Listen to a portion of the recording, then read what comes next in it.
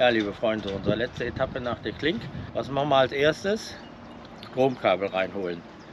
Nicht, damit wir unsere Elektronik schützen beim Start des Motors, sondern eher daran, wenn der Motor erstmal läuft und wir die Leinen abnehmen, dann passiert es leicht, dass man in der Hektik das Stromkabel vergisst und dann losfährt und der Strom hängt noch dran und man nimmt den Hafen halt mit.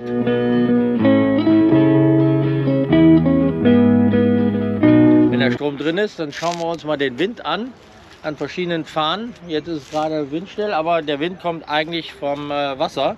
Das heißt, er drückt uns an den Steg. Zuerst werden die Leinen gelöst, die unwichtig sind und die, wo man schwer drankommt. Bevor ich jetzt eine weitere Leine löse, starte ich erstmal die Maschinen. Unsere letzte Etappe geht jetzt los. Wir fahren nach der Klink. Die komplizierten Leinen und Eifern haben wir schon reingeholt, damit wir nicht so lange die Motoren laufen lassen müssen.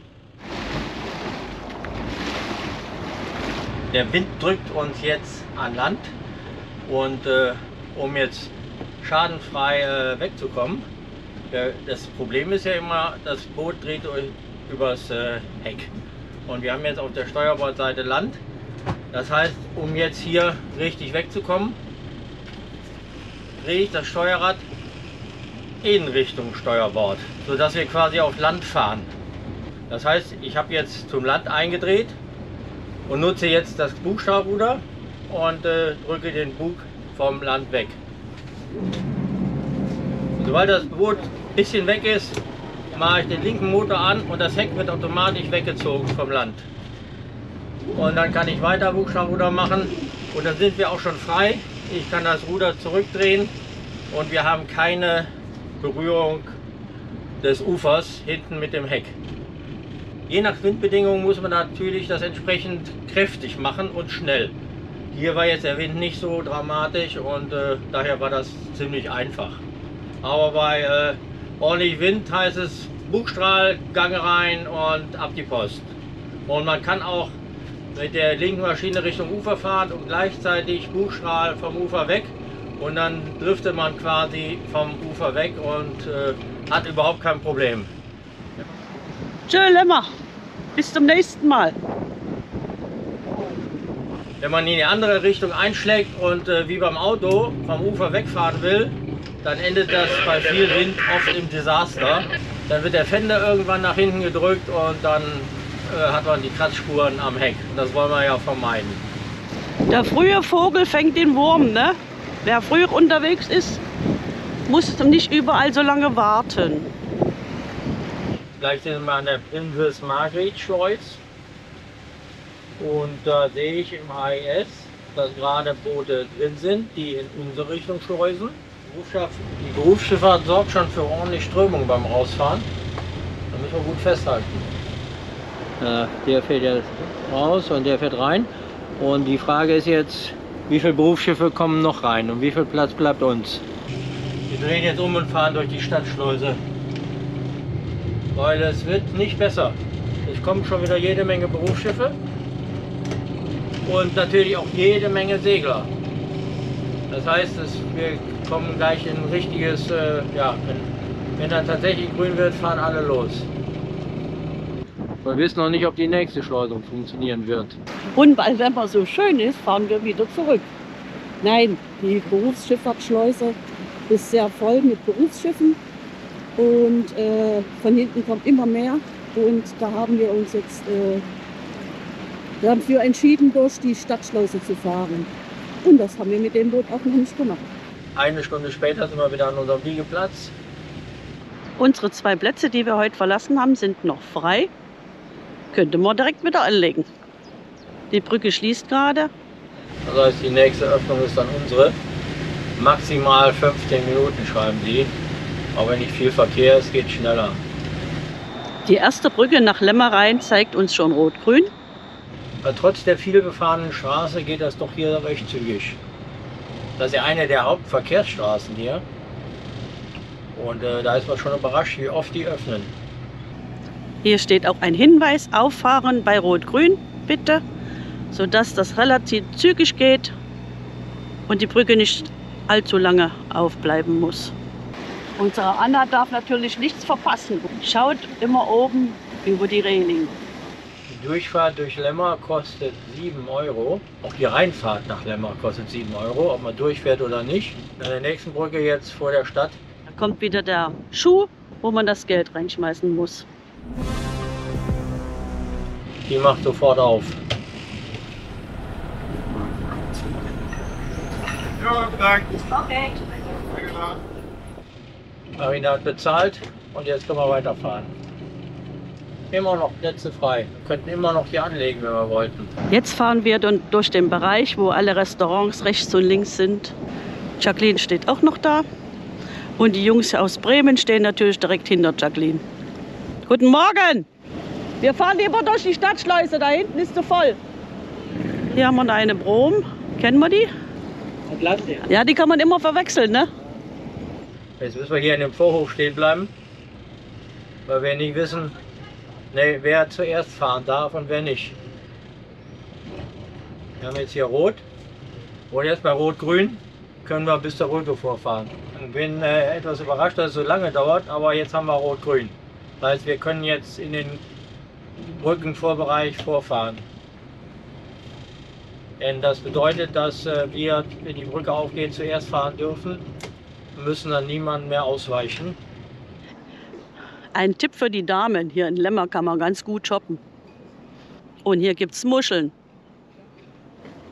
Da oben ist die Klönbank, da sitzen die Einheimischen und klönen. Bei traumhaftem Wetter.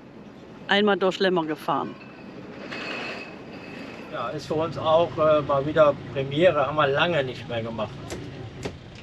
Und da ist dann auch schon die Stadtschleuse. Da müssen wir einen kleinen Moment warten, auch bis die uns öffnet. Ja, hier an der Schleuse sieht gut aus, ist hinten gerade einer rausgefahren und das Tor geht zu. Das heißt, es kommt uns überhaupt keiner entgegen. Na, kann sich nur noch um Sekunden handeln. Du gehst hier in der Schleuse Backbord dran? Ja, wir gehen Backbord. Okay. Tor geht auf und wir gehen Backbord. Du kannst einfahren. Und wir haben schon grün, bevor das Tor ganz auf ist. Kein Schleusenkino heute. Normal sitzen hier eigentlich immer irgendwelche Menschen und beobachten das Schleusenkino, aber es ist noch ziemlich ruhig heute. Und auch keine richtigen Wände, die sind schräg, das heißt, hier müssen auch die Fender ganz tief. Jetzt werden auch hier unsere Popfender wieder zum Einsatz gekommen, aber die haben wir jetzt nicht vorbereitet.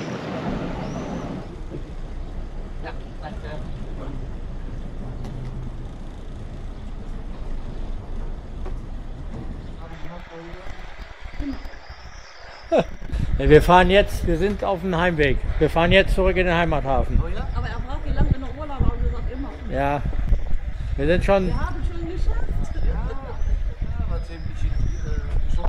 Mehr von Lemmer. Ja, wie viel kommen noch? Wie viele Schiffe? Ja, 2 oder 3 habe ich gesehen. Ja. Die sind an die Seite von der Brücke. Ja. Wir sind in der Schleuse und der Schleusenwärter sagt, er hätte noch 2 oder 3 gesehen, die noch vor der Brücke sind und auf die warten wir noch.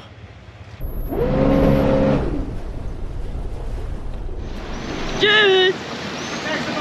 Bis zum nächsten Mal. Ja.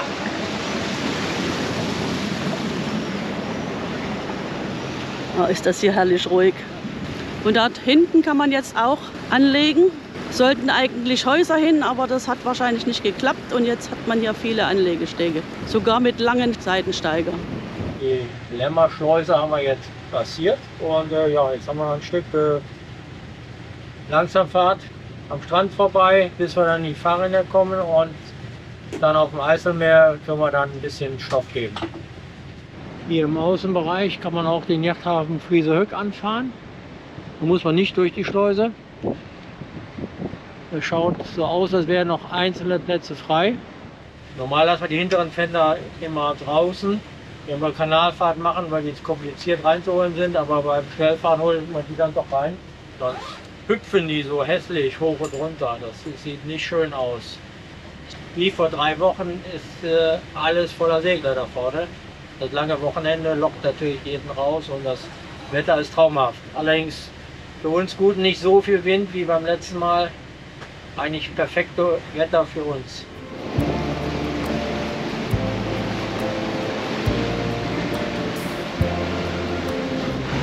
Der Fischkutter hat immer reichlich Möwen hinter sich.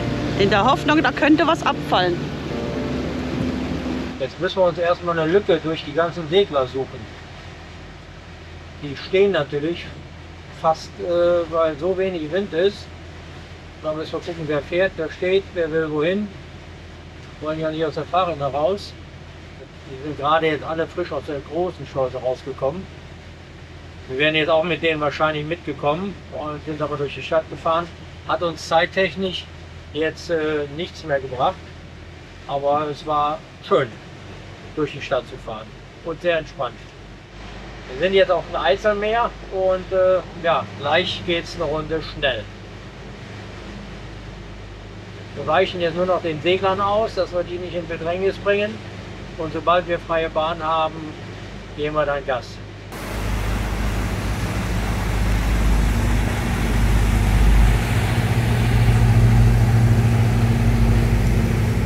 Jetzt beginnt unsere kleine Verfolgungsjagd.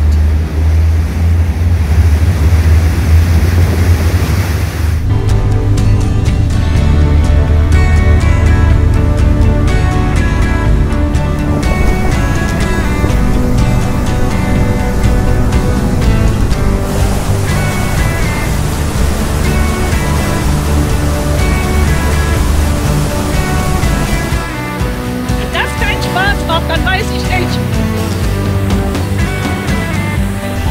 Also mehr glatt wie ein Kinderpopo. Frank hat aber Dampf ausgenommen. Warum auch immer. Also war eine kurze Schnellfahrt, Franks Backbordmaschine wird zu heiß und er probiert jetzt nochmal. Mal gucken, ob es im zweiten Anlauf besser geht. Ansonsten fahren wir langsam. Auch kein Problem. Bei dem Wellengang, den wir heute haben, ist das problemlos. Frank versucht es nochmal. Ja, wir fahren jetzt mal nicht die 40, sondern 35 und bleiben mal dahinter und gucken mal, wie es weitergeht. 35 geht auch. Und macht Spaß? Ja, super. Jetzt haben wir 32, sind etwas langsamer unterwegs. Weil Frank ein paar Probleme mit den Motoren hat, halten jetzt ein bisschen Abstand und ja, läuft. Super. Und das bei dem herrlichen Wetter. Ja, das Wetter ist super. Traum. Um nicht zu sagen, ein Träumchen. Wir tuckern jetzt über das Eiselmeer und bin jetzt gleich auf der Höhe von Irk. Und ich versuche es jetzt nochmal mit dem Autopiloten, wie gut der reagiert. Das Gute mit dem Autopiloten ist ja, dass ich bei zu viel Hitze vorne, wenn die Sonne von vorne kommt und so knallt, auch von hier hinten fahren kann und steuern kann. Hier stehe ich schön im Schatten. Man muss natürlich alles beobachten und schauen, dass man richtig fährt, aber man muss sich permanent mit der Hand am Lenkrad rumfahren. Die Ausgleichsbewegung macht halt alles der Autopilot. Ja, Irk haben wir hinter uns gelassen. Wir fahren jetzt hier ganz entspannt auf die Kettelbrücke zu. Die Kettelbrücke ist erreicht. Dann haben wir noch ein kurzes Stück durchs Kettelmeer und dann geht es auch schon mal in die Radmeeren rein. Bald sind wir wieder zurück im Heimathafen. So, dem Segler weichen wir mal aus. Der muss ja zur Brückenöffnungsstelle. Bei denen muss ja die Autobahn geöffnet werden. Und hier können wir das Fahrwasser verlassen. Und dann gibt es noch mal ein kleines Stück, wo wir schnell fahren können. Das letzte Stück.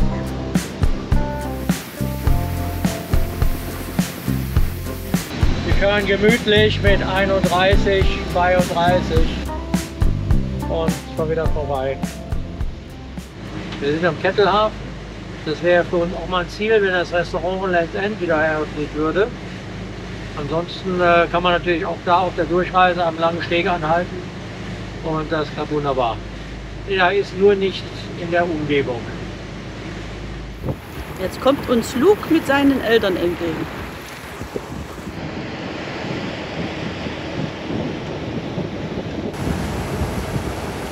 Viel Spaß in Urk! Oggebot-Brücke haben wir passiert und ich habe gerade mal die Rewe-Schleuse angefunkt, dass wir kommen. Und ja, habe zwar keine Antwort gekriegt, aber es kann ohne weiteres sein, dass wenn von drüben nicht mehr kommt, dass die das vorbereiten, dass wir reinfahren können. Da kommt einer aus dem Rastplatz raus, muss jetzt hier einreihen und geht wahrscheinlich dann mit uns durch die Schleuse. Jetzt hoffen wir mal, dass das Tor auch funktioniert. Habe ich schon von einigen gehört, die auch schon in der Schleuse gestanden haben und das Tor ging hier auf. Also wir waren nicht die Ersten. Und jetzt auf dem Rückweg müssen wir das nicht nochmal haben. Die letzte Schleuse. Wir sind drin. Jetzt müssen wir nur noch wieder rauskommen. Hier hinter der nächsten Leiter, den nehmen wir. Bitte nicht. Bewegt dich, oder? Oh, die Schleuse geht auf. Das ist ja fantastisch. Ja. Das ist ein Beifall wert. Klatsch mal. Die Schleuse geht auf. Das ist super. Hinten. Okay. Die Rewe-Schleuse ist passiert. Und ja, jetzt haben wir noch eine Stunde ungefähr bis der klingt. Es sei denn, Anna muss noch eine Pause machen. Dann halten wir noch mal einen Wasserrastplatz an. Eck ist gut gefüllt, aber dafür, dass heute Donnerstag ist, ist relativ wenig auf dem Wasser los. Heute ist ja Feiertag in Deutschland. Sehr entspannt hier. Aber wir sind ja auch nicht in Friesland, sondern hier auf der rechten Seite ist Flevoland. Jeder putzt schon, damit wir auch mit sauberem Boot hier ankommen.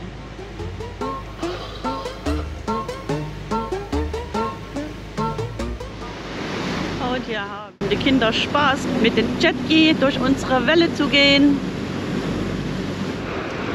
Der Heimathafen ist nicht mehr weit. Die Arbeiten sind auch noch nicht allzu weit fortgeschritten an unserem neuen Restaurant. Hier nochmal schaukeln vom Angelboot. Ui, ui, ui, ui. Peter und Petra stehen schon bereit. Das sieht gut aus. Kalte Getränke sind immer gut. Ach ja, ein schöner Urlaub geht langsam zu Ende. Petra und Petra stehen schon parat an unserem Steg, um uns in Empfang zu nehmen. So, jetzt gibt es noch ein Video, wo die Boater on Tour und Frank und Claudia zusammen reinkommen nach einer 3,5-wöchigen Urlaubstour. Ja, da kommen sie schon wieder mit der schönen Brom 41. Wollen wir doch mal gucken. Pass auf, dass die Leiter nicht rammen. Passt das? Ja, das passt. Du bist dran vorbei mit der Leiter.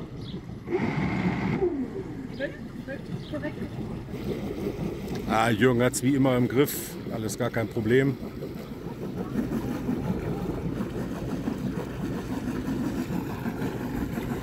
Bugleine fest, Steuerbordmaschine rückwärts und schon zieht das Boot von selbst an den Steg.